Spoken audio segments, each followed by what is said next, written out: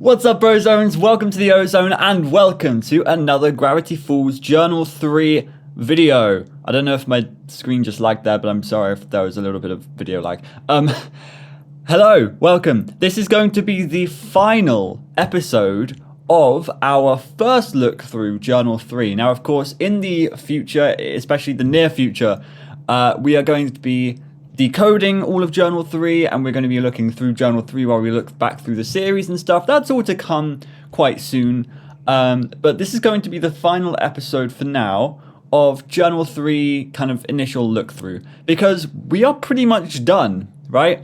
Last episode was crazy. Obviously, Ford has come back now into the whole equation of Journal 3, and we are now hearing Ford's first thoughts after returning from the portal, but we also heard a little kind of flashback of what his adventure has been for the past 30 years. We've seen multiple different dimensions, and we've seen a huge character, the Oracle, who is acting as an avatar for the axolotl who has just come into the equation. Like, there is so much happening now, and it's really strange, right? Because Gravity Falls felt like a very linear, well, not linear, but full circle kind of progression, and it felt like everything was wrapped up. But now we're kind of introducing this new part to the story, and this sort of thing that we're kind of going to the bigger picture, right? Because Gravity Falls is just kind of one small story, but we're not getting the full picture of the entire universe and stuff.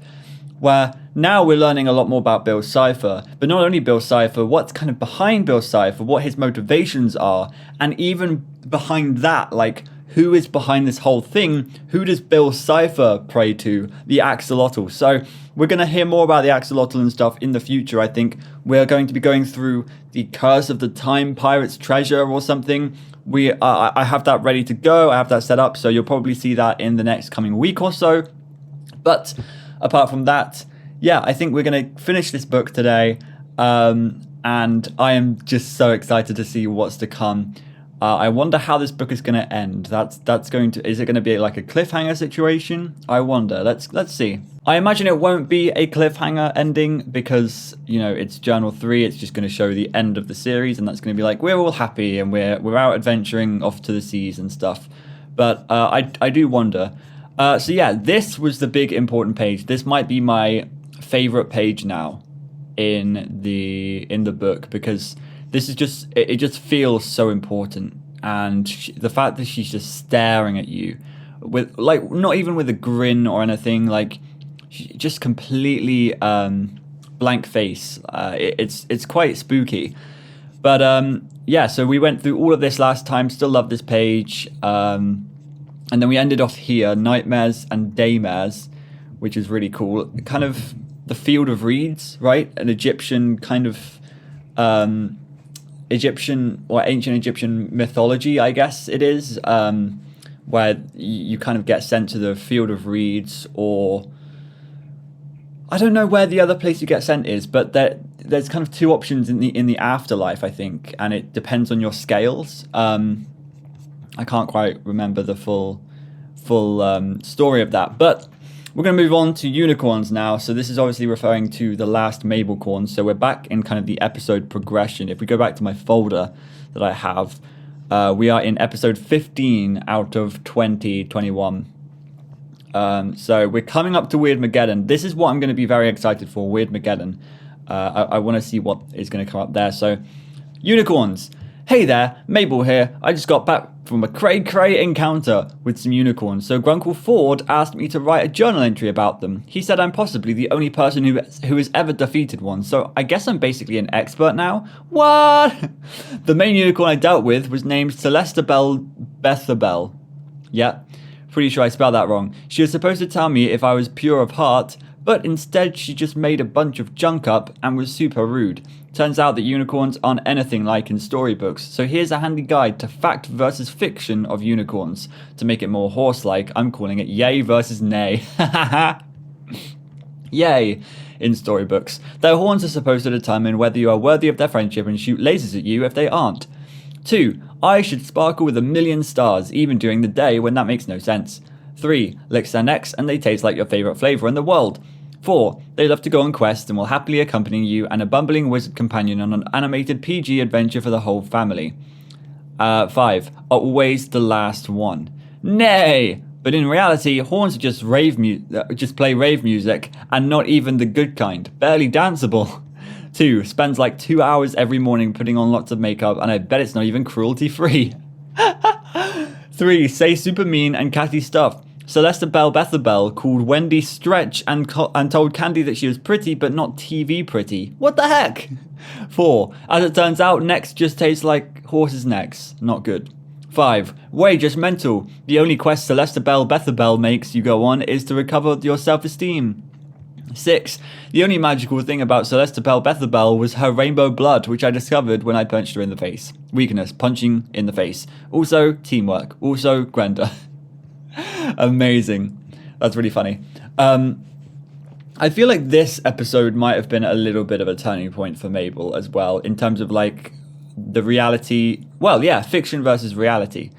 In the fact that she kind of feels like, at the beginning of the series, she definitely was like, everything is magical, fantasy exists, and she was seeing all these weird things around Gravity Falls, and she was like, yeah, fantasy is reality. But actually, she's realized coming through this that she needs to understand her own reality and not let that kind of overwhelm her. And I guess I can't really say much about that, because in Weirdmageddon 2, obviously she has her own kind of fantasy land, and I guess that was the big turning point for her.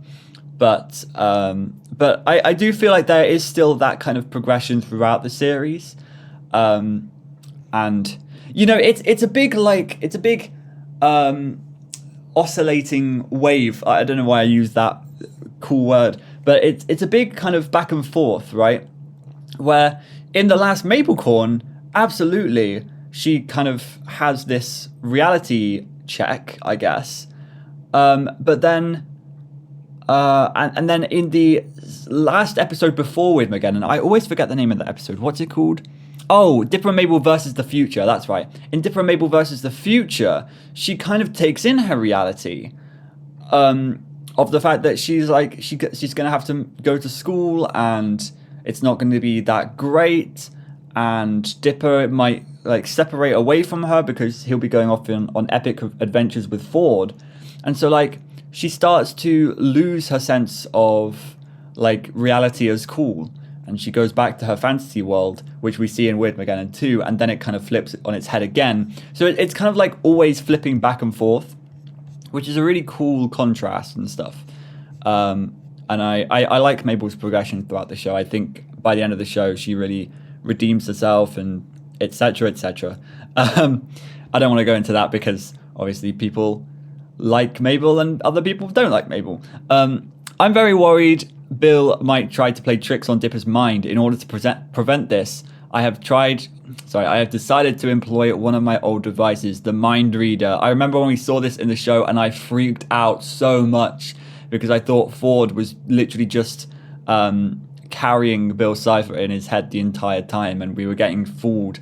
Imagine that twist in Gravity Falls. That would be insane. I hope to encrypt his thoughts on Bill-proof.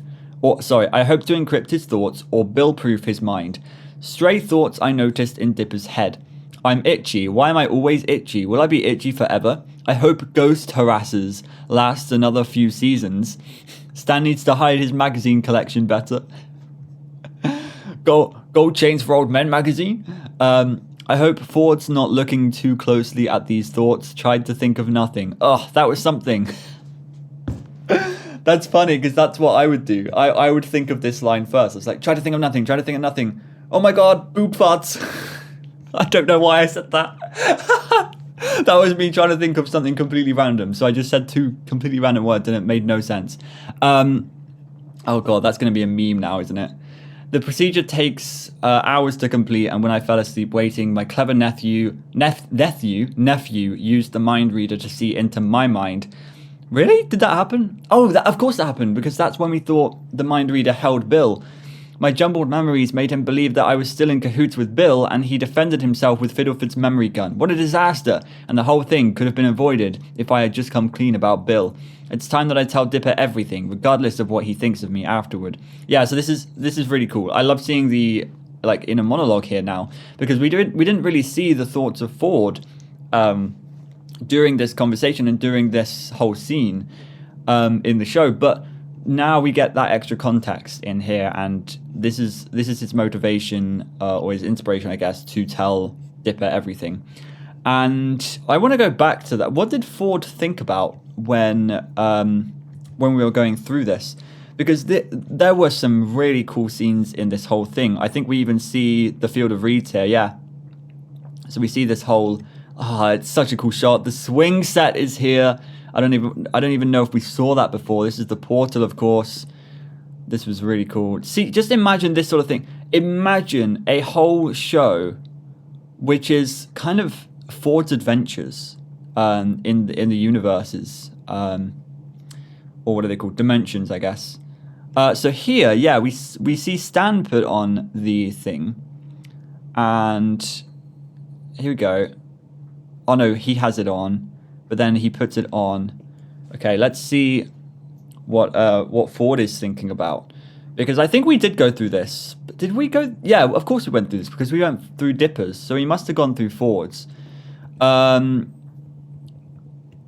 can't tell him he's not ready. I can't tell him he's not ready. So, again, okay, so this is really cool, actually, because he's writing this book currently. Like, he was just writing about the mind reader, etc.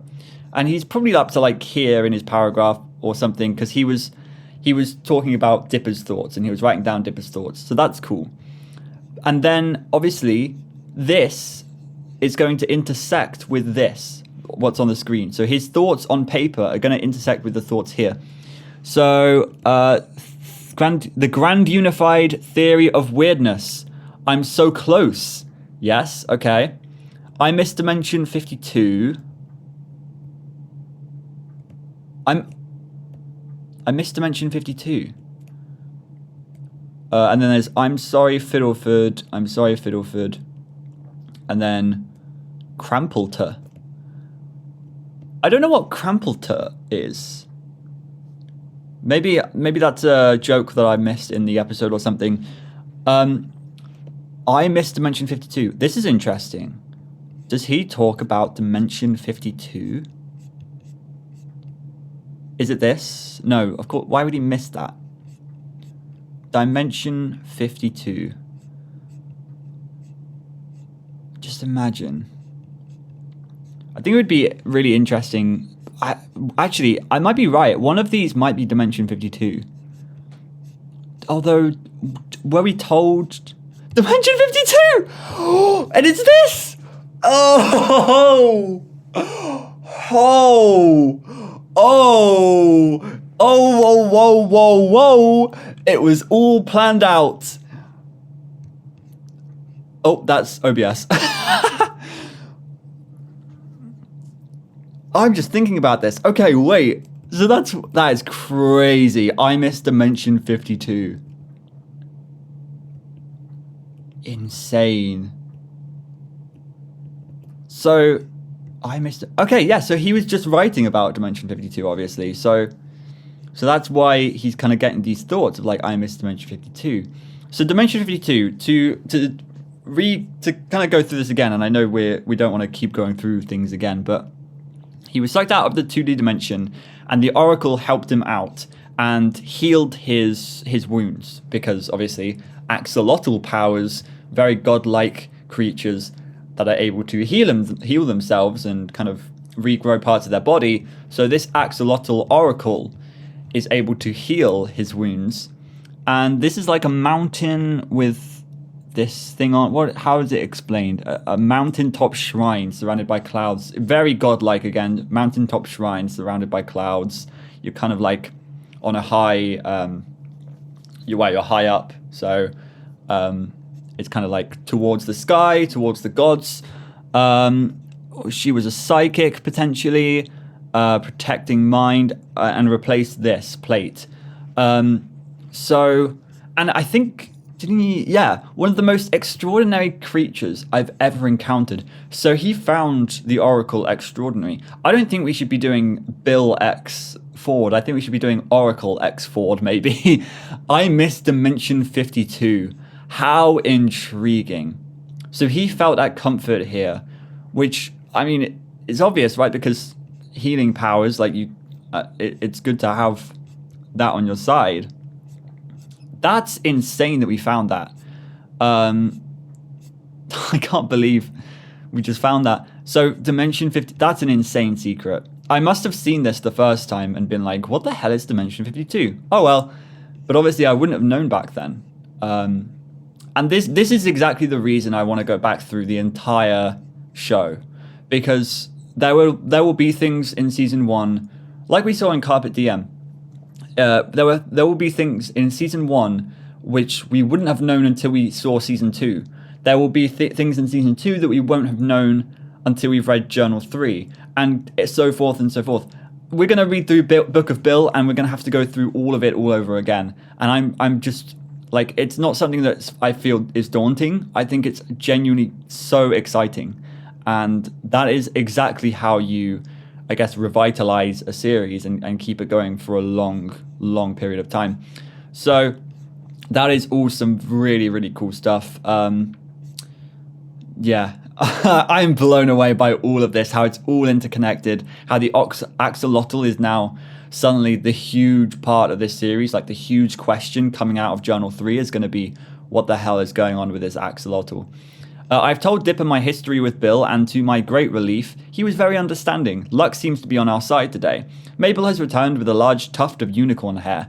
We have circled the base of the shack with it to create a mystical barrier. Yes. Although we were unable to Bill-proof Dipper's mind, this should make the shack and everyone inside it impervious to Bill's power. After our latest misadventure, I realized it was time to tell Dipper everything I knew about Gravity Falls. I sat him down and told him to ask me any question he could think of about the town. No more secrets. His first question made me beam with pride. Why is Gravity Falls so weird? The true theory of weirdness. So again, it's connecting. I'm so close to the grand unified theory of weirdness. This is really, really cool how the Journal 3 is lining up perfectly with what's on the screen. I just don't know what Crampleton means. But maybe you guys can tell me in the comments if it's not a spoiler.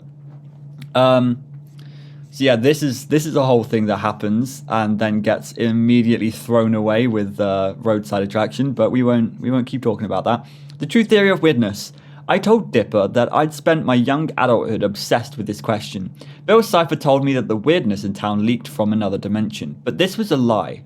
Bill was simply trying to trick me into opening a door so he could claim Gravity Falls for himself.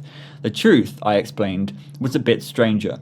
To help Dipper understand, I borrowed Stanley's car and we drove until we reached the town border of Gravity Falls. I pulled a bag of jelly beans out of my pocket and began to explain. Everything in the universe is like a jelly bean, made of the same basic materials, varied in color and flavor, but all more or less conforming to an expected pattern. But every now and then, by chance, a bean comes out deformed, odd, weird. I pulled an especially strange bean out to show him, and then dropped it and the rest of the bag at my feet. The beans began to tumble downhill, but one bean, the deformed one, almost magically rolled backwards, up the hill, right up to the town border. Dipper's eyes widened. I could see him beginning to understand. Why had this one bean rolled uphill? The reason, Gravity Falls, is a weirdness magnet. Cool. We saw this guy in Dipper Shorts, I think, right? That makes a lot of sense. Obviously, we knew there was something going on with the land of Gravity Falls. Especially when in Weirdmageddon, Bill was like, I'm gonna take over the dimension. But then he realized he couldn't actually escape the borders of Gravity Falls, and he needed to go into Ford's mind in order to understand how to get out of Gravity Falls and out to the wider world. And he couldn't do it in the end, which is great. But the thing we're learning about now, and I guess we probably should have theorized more about, is the fact that Gravity Falls is a magnet for anything that is weird. And it's kind of funny, it's kind of irony in the sense that Ford ended up coming here because he felt he was weird, and he had the deformity of the 6 fingers on one hand, or on both hands. And so, yeah, that's really interesting. Oddness is strangely, mysteriously drawn to this place, from misshapen jelly beans to gnomes and fairies to dinosaurs, interdimensional tears, clones, crazy ex-presidents, even men with 6 fingers and boys with strange birthmarks. Exactly, that's what I mean. They were kind of drawn here. It wasn't physically magnetically, but it was in a metaphorical sense, in a figurative sense. They were kind of drawn to this location, much like how in Five Nights at Freddy's they are drawn to the pizza places just by coincidence, or not coincidence, but because of their agony or whatever. But yeah, I explained that I felt in my bones that my arrival at this town. I explained that I felt in my bones that my arrival at this town, and perhaps Dipper's too, was not an accident. We're literally copying what he's saying. That we were part of some greater fate the town had in store for us. You and I are some of the strangest beings this town has ever seen. Dipper, I told him. Mason, he blurted out. Mason! Mason! Oh my god! What is going on with this freaking book? What is going on? Okay, so where to begin? So at the beginning of the book, I think. Was it the beginning of this book? Wait, it was either at the beginning of this book or it was in the other book that we read, Dipper and Mabel's Guide to the Unexplained and Scrapbook and whatever. I get that title wrong every single time. We were told at some point that Dipper's name began with M. I think, at least. Might even be misremembering that, but I think, yeah, Mabel and Mason obviously makes sense. Yeah, fine. Mason, he blurted out. He seemed shocked by what had come out of his mouth, and then deliberately repeated it. My real name is Mason. Dipper is just a nickname, but everyone got used to it, and now it feels too late to tell everyone the truth. And it's kind of a dumb name anyway. Don't tell anyone. I tousled his hair and smiled at him. Your secret's safe with me, Mason, I said. And I think it's a great name. The Masons are a great secret society, you know, he smiled. I realized how much he trusted me, and what a shame it was that he was leaving at the end of the summer. I have begun to form an idea. Oh no. Oh no. The rift containment unit is cracking. I suggested it would be a good time for Stan to take the kids on the road trip he's been talking about while I puzzle over this problem. If the unit breaks, all the madness of Bill's nightmare dimension will come spilling into ours. That's a great way to, I guess, retcon, well, not retcon, but a great place to explain why they go on a road trip when the shack is protected. Because he needs his peace. We saw some of these things on the chalkboard, I believe. I remember this earth cracking being here. This looks like a black hole. Or not a black hole, but this looks a lot like when you have a large mass. It kind of bends the netting of gravity or space-time. And this is in like very high dimensions, like 13-dimensional space or something. But essentially, there will be like a planet here or some other, like a star or a black hole would go on for infinity. There's like a singularity with a black hole, but it's sort of weighing the netting of space-time down, and so things are able to like almost orbit around it. Some interesting equations here that I can't fully understand. I mean, -3 plus or minus the square root of triangle is probably not going to be... I mean, that's delta, but this looks almost like redshift in a way, or just, I guess, deceleration or acceleration. Percentage 16, theta, res. Yeah, I mean, a lot of cool math symbols here. I don't think it means anything, of course. The sum to infinity of AKYS. Like, yeah, it doesn't mean anything. But this is a really cool page. This is really cool. And Bill Cipher's in the middle of it, of course. Okay. Whoa, we got some ciphertext here that we'll be solving live potentially soon.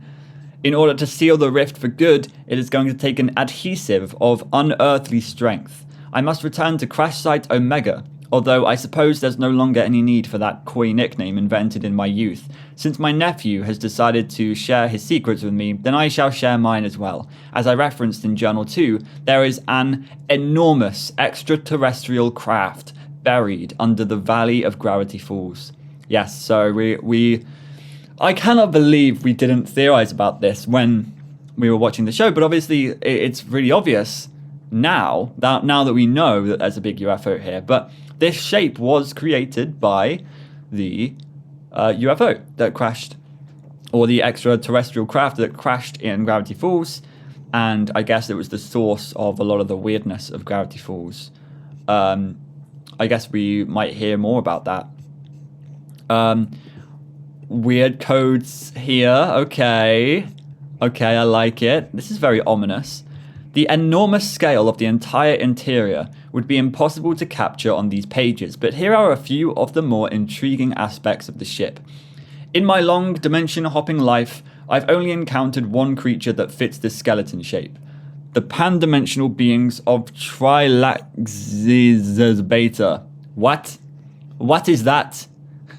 Trilaxis Beta. Since they exist in 7 to 11 dimensions at once, they have a horrible sense of direction. No wonder the ship crashed. A ship this big has not only climate control, but also actual full-blown weather. I spotted leaves for sunshine, rain, and even snow. Not sure what the tornado button is for. Maybe a quick way to wipe out the crew in the case of a mutiny? Okay. These look like eyes. Which is weird. Right? I mean, unfortunately it's not 7 eyes. Because I was going to say, like, it's weird because the Oracle has 7 eyes. And that's like a very big detail. And I wonder if the 7 eyes, if we're ever going to see the 7 eyes again. And it's weird that we're finding 5 here, but I guess it probably extends onto more. But these do look like eye shapes, 100%. It's giving me ancient Egyptian hieroglyphics and stuff. It's giving me those sorts of vibes. Having an alien ship under the town has caused many odd disturbances. Stoplights that don't work properly, electrical interference, sick livestock, and occasional stories of vehicles being magnetically hurled off of roads. A heavily guarded biological containment center apparently once housed eggs and larvae of other species discovered on alien worlds. Although, judging by the claw marks and shattered glass, it seemed likely something escaped. Something seemed very familiar about this. Okay. Of course, I doubt that I will have time to show any of this to Dipper on his first trip to CSO. We'll need to retrieve alien adhesive, and I'm thinking of discussing my apprenticeship offer with him this afternoon. If luck is with us, the security system is still defunct. Subatomic fusion pulse laser. The worst has happened. Bill has been let loose in our world. Here we go. Here's Weirdmageddon. Oh, what I find really cool about this shot is that Bill Cipher, of course, is in the middle of this X, which is kind of it in a way symbolizes the blind eye society. Like it is unseen, but now it is 100% being seen across the entire sky of Gravity Falls. But then I love how this is. It's almost like cinematography. I love how this is positioned right above the cliffs and Crash Site Omega, because it's almost like this is the origin of, and that's amazing. That's really cool. Omega, I think, mathematically speaking, I think Omega, like a capital Omega in terms of Greek letters, I think that means origin. So it's really cool to me that they call it Crash Site Omega, because it sort of means that, like, this is the beginning of everything. This is where the entire weirdness of Gravity Falls began. So that's actually kind of cool. But I love this positioning of this shot with, yeah, the blind eye, the Bill Cipher in the middle of it, and then all of it is above crash site Omega. You have this UFO. This is just a great shot to summarize like Gravity Falls, or like what exactly is going on in Gravity Falls. I love it. I don't know who got hold of the rift or who Bill deceived, but right now it does not matter. There is very little time to write, but I feel it necessary to quickly summarize our plan in case we fail and it falls to others to fight this beast. I have only one charge left on my quantum destabilizer, the weapon that required parallel Fiddleford's brilliance to complete. If all goes according to plan, we will use it to destroy Bill. It should transform him into a weirdness black hole and suck all the strangeness from the nightmare realm out of our own world. But only a direct hit to the center of his body will work. Ah, that's right. You need to aim the eye with his eye, and they were so close to doing it, and then something happened. I can't remember. I pray that if we fail, others will take up this fight. The fate of the world, the fate of the entire universe depends on it. This may be the last time that I write this in this journal, or any journal, ever again. I know I have made many mistakes in my life, but I pray that I can finally make things right. Wow, blank pages. That's ominous. So Weirdmageddon is happening, Weirdmageddon is happening, August 25th. Dipper here. I can't believe I'm holding this book in my hands. I saw Bill burn all 3 journals right in front of me, but this morning, Suze found the journals lying in the woods, unharmed. Apparently defeating Bill didn't just de-weird the town, it also restored many of the things he destroyed, including the journals. Okay. But I'm getting ahead of myself again. Let me start over. Number 1. Bill came out of a rip in the sky and took over Gravity Falls. Number 2. Bill captured Ford and turned him to gold. Number 3. Bill tried to trap Mabel in a mind prison and blew up Time Baby. I wonder whatever happened to Blendin. I hope he's okay. Number 4. The town banded together to save Ford and defeat Bill, and it was McGucket who figured out how. True, his solution to every problem is build a giant robot, but this time he was on our side. I don't know if he's gotten saner or crazier after the events of Weirdmageddon, but either way, he's become a bona fide hero and made the rest of us heroes in the process. No one else could have dreamed up. Oh shoot. The Shacktron, yes, or the Shacktron. Absolutely, I completely forgot about this. Although it was the best. It was the freaking best when we were watching this. I need to rewatch my Weirdmageddon reaction, because I feel like Weirdmageddon actually went by really quickly, but there were so many freaking good moments, good references, and callbacks that we're going to see here as well.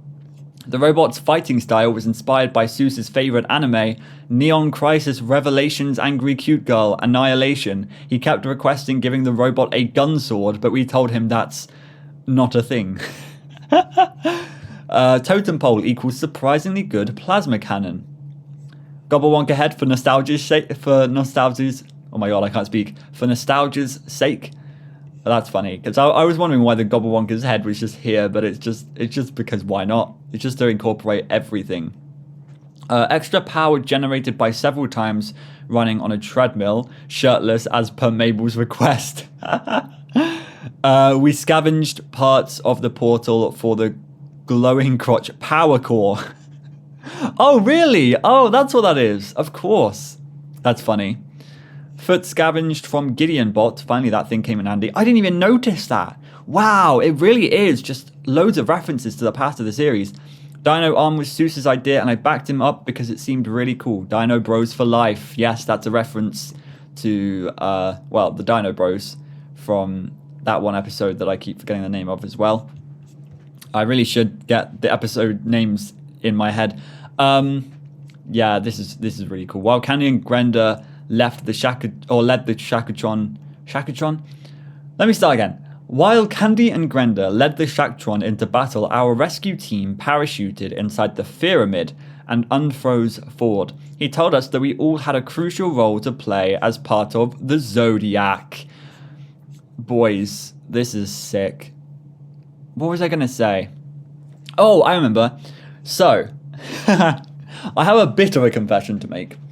And it's not like a guilty confession. It's like a confession of when I first began the series of Gravity Falls, when I first began reacting, I was doing a little bit of research into what parts of the series there are. So obviously I knew that there were 2 seasons of the show. I knew that Journal 3 existed. I knew that Book of Bill had just come out when I started reacting to this. Or I think it had just come out like a few months ago or something. But either way, I knew that those books existed and stuff. And I also knew that there were video games. And I don't know if I can still play those video games today. I would like to do that if they're still up online or whatever. But I knew that there was one video game, and I saw a screenshot of it online. And I genuinely thought it was like a Roblox creation that some 7-year-old had made.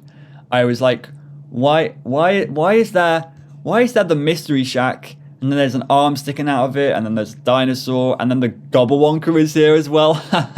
This would never be in Gravity Falls. This is so stupid, but it looks pretty cool, to be fair. And I think I shared it on Discord, and I was like, I can't believe I found this image online. This is so stupid.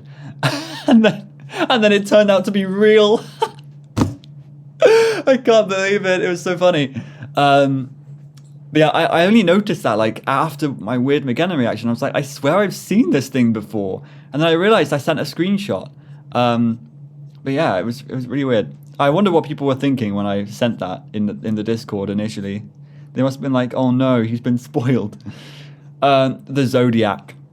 According to Ford, this was a prophecy found painted in the same cave where he originally summoned Bill.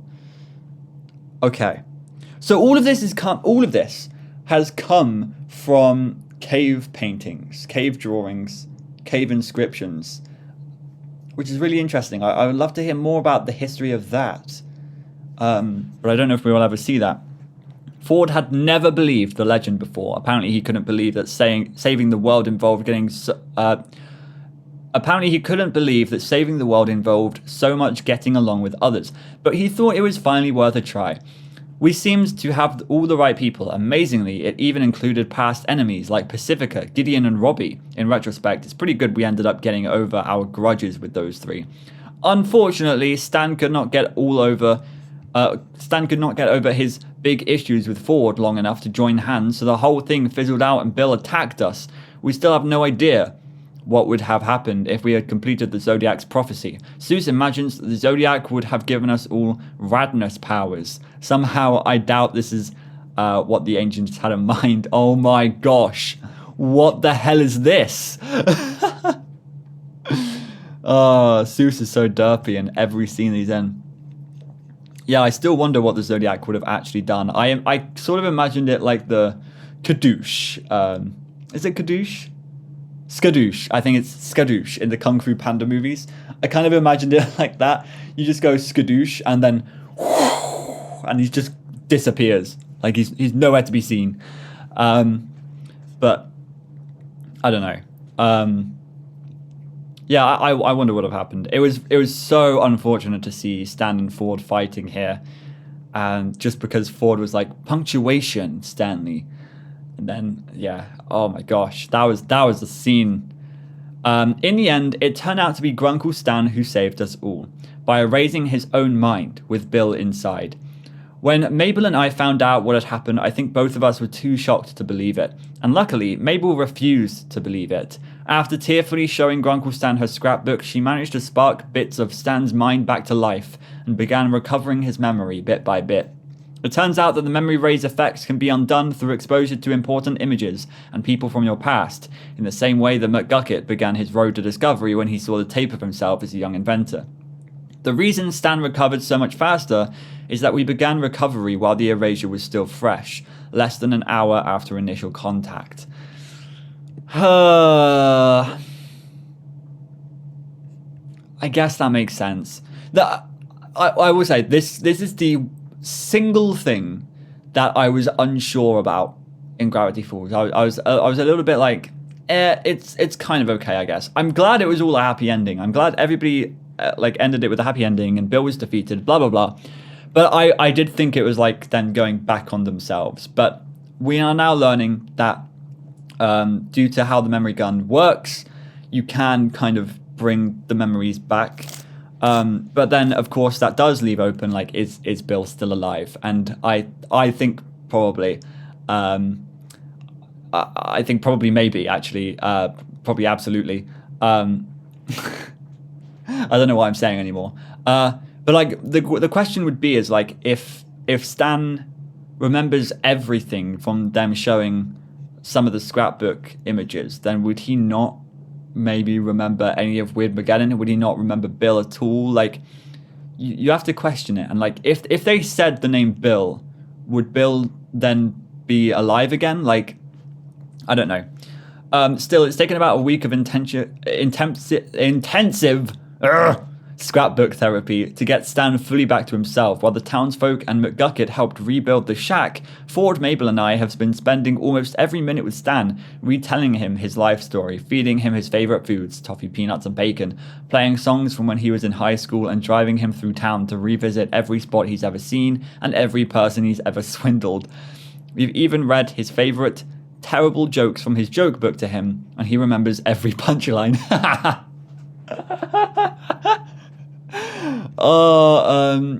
My ex-wife still misses me, but her aim is getting better. Oh my god, I screwed that up so bad. It's so cute. Ford's been working at it the hardest. Seeing Stan's memory erased is the only time any of us have ever seen Ford cry. There have been several nights we found that Ford has fallen asleep on the couch next to Stan, exhausted from a marathon of describing their childhoods together and from apologizing for his mistakes. That is so cute. That is so cute. Hearing that Ford was crying over it, and that was one of my favorite things, actually, about the ending of this show, is because obviously in Tale of Two Stans we saw that they weren't always close to each other. They were twins, but they weren't close twins at all, and they absolutely had the opportunity to be, but I don't know, it was between, like, selfishness and incompetency and just a whole bunch of other things that didn't line up. Obviously they wanted to be, I guess they wanted to be like Dipper and Mabel. They wanted to be twins that would get along for life, and they wanted to go on magical adventures and things like that, and see the world, but then they couldn't, and then Ford obviously gets split off in the portal, and I guess the whole show is just Stan trying to get that back. Even though Stan has a horrible life, he's kind of living his life so that he can try and get Ford's back. And at the end of it brings all the families together, and that is one of the best, most satisfying endings to any show I've ever seen before. And just knowing that Stan and Ford are now going off on their own adventures across the ocean, it's amazing. Ford even found an old film reel of them as kids, which he amazingly saved all these years. There are clips of them playing on the beach, goofing around at the dinner table and pawn shop, and dressing as explorers in oversized helmets, trying to find the Jersey Devil. Oh no, where did we hear about the Jersey Devil? We heard about it in one of the books. But it was in where was it? It was in a Pines. I can't remember. But it was sort of relevant. It was what they were trying to find back in the day, right? Yeah, here. Stan and Ford are downstairs in the living room watching the home movies right now. As much as we want to watch too, we think this is something they should do on their own. They've earned it.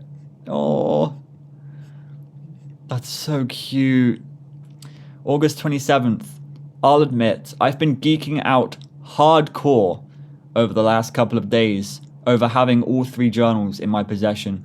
Not only did defeating Bill fix the journals, but it turns out that it also restored pages that had long since been burnt or ripped out. That makes sense. That makes so much sense now. Okay. There's countless pages in here that I never saw before, things I would have killed to know earlier in the summer. The journals even smell better, slightly less like millipedes. Part of me even wants to keep the journals forever as a birthday gift to myself, but I know I've got to tell Ford about them. They belong to him. I just hope he won't be mad that I've kept them to myself this long. I hope he won't be mad that I've written all over it and drawn him with Stan in the most... yeah. Besides, there's no way I could forget the strange creatures and events we've both written about here. This journal was my guide to someone else's adventure, and now it's time I start my own. I've even started my... I'm going to tear up, man. I've even started my own journal to take back to California. Do you like the cover? Oh, that's so cute. I told Ford that I wouldn't be taking his apprenticeship, and he completely understood. Apparently, he's thinking of asking someone else to be his new partner in crime, and I think we both know someone who's great at crime. Oh, see, it all comes full circle. It's all amazing. I'll never forget the most amazing summer of my life, or the family and friends who made it that way, and I'll never forget the book that first opened my eyes to the mysteries of the universe. This is Dipper Pines, signing off for the final time. Don't be mad, Grunkle Ford. Dipper Pines. It's getting in my feels! Why? Oh boy, oh boy, oh boy, oh boy. I can't with this freaking series. Every single time. Why does this make me sad? I don't know why it makes me sad. It's such a random... It just feels like such a random thing to get sad about, but it's so saddening, all of it. Or it's really happy in the most sad and weird way. It's just... I don't understand the psychology behind freaking Gravity Falls. I don't get it. It's mad. Oh, here we go. We're going to hear from Ford, and he's going to make me cry. My grandnephew's fears are unfounded. All I feel toward him is love and pride. Oh, that's so cute. He is a wiser man at 13 than I was at 30. He has an incredible future ahead of him, one in which he will hopefully avoid repeating my terrible errors. Looking back on my lifetime of catastrophic mistakes, I realize one great pattern in all my follies. I thought being a great man meant being alone, apart from the crowd. I bristled at the idea of sharing my accomplishments with anyone. I shunned my brother for one dumb mistake, and I shunned Fiddleford for having the sense to try to stop me from dooming the world. Even when I was given a second chance, I still held others at a distance. If I had been able to widen my circle of trust, if I had believed in the Zodiac's prophecy sooner, we might have gathered everyone together and banished Bill before he was able to strike. I just couldn't get over the love. I couldn't get over the idea of myself as the lone hero, and it was Stanley who paid the price. Trust no one. What an absurd and paranoid idea. Trust shouldn't be given unconditionally, but it should be given a chance to be earned. There is strength in having the humility to work with and sacrifice for others, a strength I now realize was in my brother all along. That is really interesting. A great point that I've never considered before is that Ford has actually, Ford himself has actually had a big growth in his personality and his mindset, because yeah, we kind of see the progression through this book, but also absolutely we saw at the very beginning of the series. I know we didn't know Ford back then, but Ford's writing was trust no one, and that was the big first point of Journal 3 in the very first episode. And we've seen that Ford has done all of these adventures alone. He's been completely alone basically his whole life, because he's felt kind of like a lone wolf in the sense that he's had this deformity, and he's felt out of place of society. And so that's really interesting. Obviously he had Fiddleford at some points, but then even Fiddleford kind of went off, and his brother went off, and then he went off in the portal, and so he's been alone for a lot of his life. And so it's taken a lot to kind of understand for Ford that, you do need to have trust in people, and that other people can lift you up, not just put you down. And so absolutely trust needs to be earned, but it doesn't mean that trust no one. It just means trust the people who can be trusted almost. So that's a really good point that I didn't even pick up on, because I guess that's just that is quite a big thing. And Stanley Pines was the man who saved the world, not me. I spent so long thinking he was a selfish jerk. and he turned out to be the most selfless man I've ever met in any dimension. If I'm totally honest, I must admit that he's a hero, and I'm a hero's brother. And I'm okay with that. No, I think everyone's a hero in this story. Thank goodness he is recovering his wonderfully twisted mind, and I vow to spend the rest of my days making things right between us. If only he gives me a chance. Ah! Stano War. There was someone else I needed to make amends to, my old partner, Fiddleford McGucket. Okay. We reunited during Weirdmageddon, but it was far too brief. So after things calmed down, I went to visit him. Dipper had warned me about Fiddleford's uneven mental state, but when I saw that he was living at the dump, it became clear how deeply I had hurt this man that I had once held so dear. He was overjoyed to see me, and we spent hours talking. He was fascinated by my tales of the multiverse, and his probing questions made it clear that his excellent mind had recovered most of this enormous capacity. My feelings of guilt returned when the conversation turned to the subject of his self-induced memory loss, but F dismissed my attempts to apologize. Not only is this man's mind superior to mine, but he has one of the biggest hearts I've ever seen. As I was saying, we're now seeing selfishness turn to selflessness in Ford. Absolutely. And it's really wonderful to see. I have found one way to try to make things up to him. During my visit, I discovered a large trove of blueprints. F dismissed them as doodles, but in truth they are amazing. They are an amazing array of futuristic machines, the likes of which I have never seen. I insisted that he submit these plans to the US government. I believe the royalties will allow him to significantly upgrade his living arrangements, and possibly wear shoes for the first time in 30 years. We also talked about our family members and how his had turned their backs on him when he lost his mind. We actually saw that. I know I said in a previous episode that I didn't realize that Fiddleford had a family, but I did. I just completely forgot that they were like all grown up and stuff. No, his son we saw in the second episode of the series, in the Gobblewonker episode. He was I guess he was a fishmonger. But we saw him and we saw their relationship, and it was not very good. He was literally turning his back to his father. So it's really cool to see that the family are getting back together and stuff. And it's just such a nice, happy ending to everyone in this series. No matter how hard it is, everyone deserves a chance at having a family. Amazing that it took me so long to understand this. Yeah. Before I left, Fiddleford insisted that I listen to him play the banjo. I could have sworn that as he joyfully played, I could see the age lift off his face, and see the Fiddleford who had been my friend so many years ago. I bid him goodbye for then, but I know we will have much to discuss in the future. I also noticed that the Cubix cube on his desk was perfectly completed, and for once, I decided not to disturb it. Ah! Oh my gosh! The emotions! Why do I love every single character in the series? It's amazing! Oh my god! World map, okay.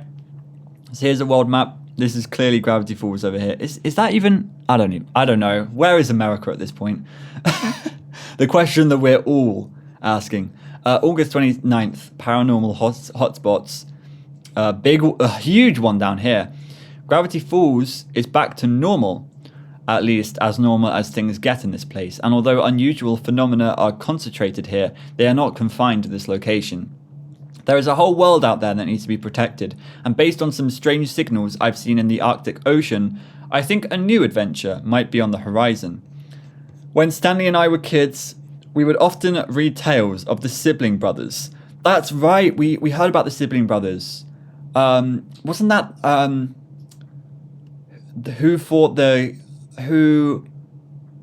oh my god, the case of the Caper Case Capers, I think that was, right?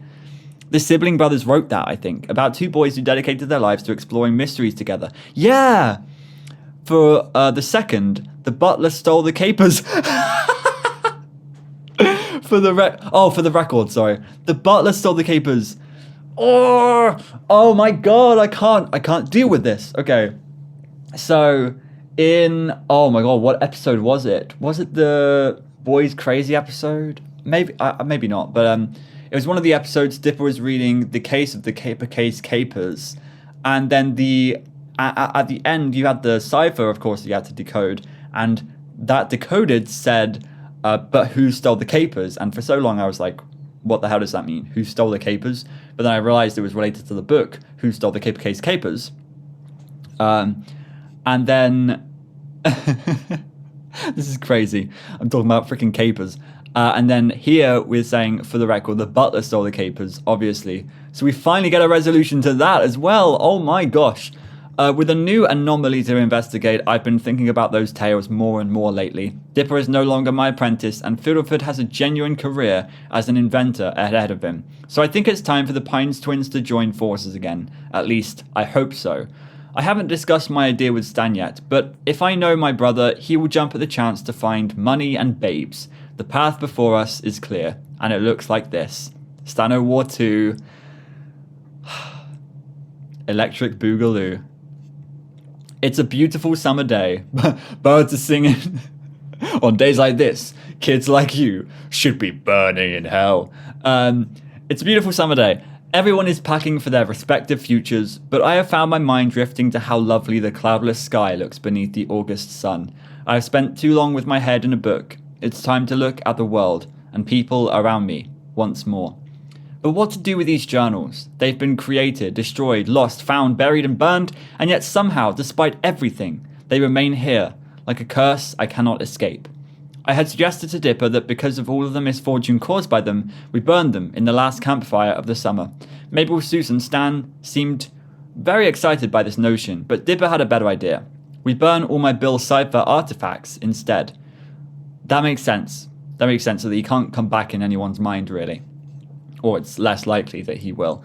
So we did. My scrolls, carpets, window, carpet DM, everything I've ever collected with Bill went into the fire. We made s'mores and told stories until sunrise. It was Mabel who ultimately came up with the best solution of what to do with the journals. Oh, the bottomless pit. That's funny. This is a great shot. You're going to see this in the thumbnail probably. But this is the intro shot to all of the Gravity Falls episodes. But now Ford is here. And you can even kind of see Bill Cipher here. This looks like a pyramid. This looks like an eye on a pyramid. So it kind of looks like... And Stan is pumping oil on it. It sort of looks like they're burning Bill and they're all happy, sitting around a campfire on the last night when Dipper and Mabel are at Gravity Falls. It's so cute. And so here we are at the bottomless pit, a mystery of Gravity Falls that I have never fully solved. Based on my investigations, tossing these journals inside could land them just about anywhere.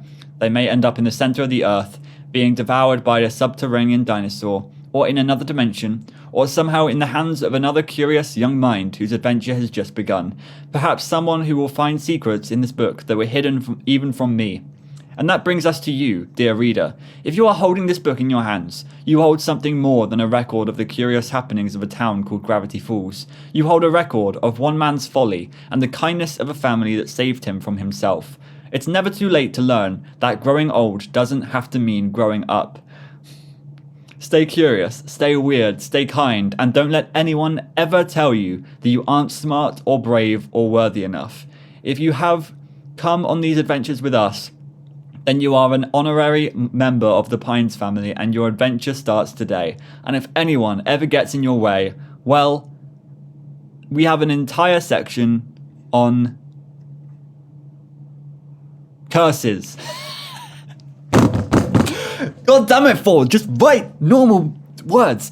Have at it. For the last time, unless we meet in some distant world, this is Stanford Pines signing off. Item 618. Alex Hush's birthday. Book found in forest in Oregon. Unknown origin. For sale, might be of interest. Oregon Parks Department, 2016. Wow. So the journals ended up in the bottomless pit. after the campfire thing where they burnt all of Bill's stuff. And then it ended up appearing somewhere in Oregon of unknown origin. And then it went to a... didn't it go to an auction or something? And then now we have it. That is amazing. This is amazing. Is that the end? Yep, this is the back cover.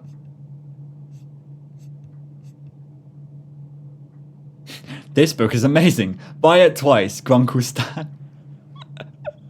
I might have to. That is the end of Journal 3, guys. Oh my god, that was an adventure. I've got to be honest. First episode, I think we read like 30 pages, and I was like, okay, this book is just going to be so repetitive, and it's not going to have any twists or turns or anything. It's just going to tell us about freaking monsters, and it's going to be about stupid jokes this entire time. But then you keep reading, and it gets better and better and better, and it just... I can't, man. It's so good. And so we're leaving off with a lot of mysteries, mainly about the axolotl.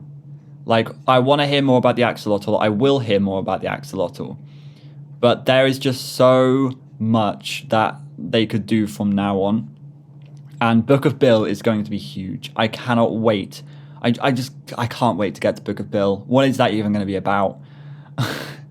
What is even going to happen in Book of Bill? It's going to be insane. But yeah, that's Journal 3. I don't know what to do now. I feel like we've read all of this. We've read, I'm pretty sure, every last word of this book. It took us 7 episodes, which, to be honest, I thought it would take us a lot more than 7 episodes to get through this. But we got through this, and it's just all so good. Oh, man. I want to read it again. We are going to read it again. So here is what is actually going to happen. So there's, of course, a lot of codes like this one, and where's I guess not in Ghosts, but where would be a better thing? Oh my gosh. Where is it? Oh, here. So obviously there's these codes that we're going to solve, I think in a stream. So look forward to that, I guess. I think it's probably just going to be the same format as these videos, but I'm just going to be in the corner of the screen. I'm going to have chat open, and we're going to chat away about Journal 3 and all things Gravity Falls. It's going to be a lot of fun. Hopefully I can get it all to work fine. That's my one worry, but I'm sure it will be completely fine. I'm so excited to see what all of these codes say, because I have a feeling it's all just going to be Bill writing. I forgot if we've decoded that, but yeah, I have a feeling it's just going to be Bill responding to a lot of things here. Yeah, and also, yes, we will do some research into things, because I remember I read this. It's Latin for something, stars with hope or something, to the stars with hope. But we can do some research into some of these things that I said I wouldn't do some research on. Yeah, so I think there will be one more, there will be a stream for Gravity Falls. So that not Gravity Falls, so Journal 3. So that's going to be the last big look at Journal 3. Then we're done with Journal 3. We've got the Cursed Time Pirates treasure or whatever to read through. Then we're going to go through the entirety of Season 2 again, and maybe even look through Season 1 again in that video. So that's going to be the Season 2 lore hunt video, which is going to be one big video. It's probably going to be 6 hours long or something. I cannot wait to do that. And then I guess there's stuff like the film theories to watch, anything out, other events. I know that Alex Hirsch did an Ask Me Anything or something. Maybe I can look through that.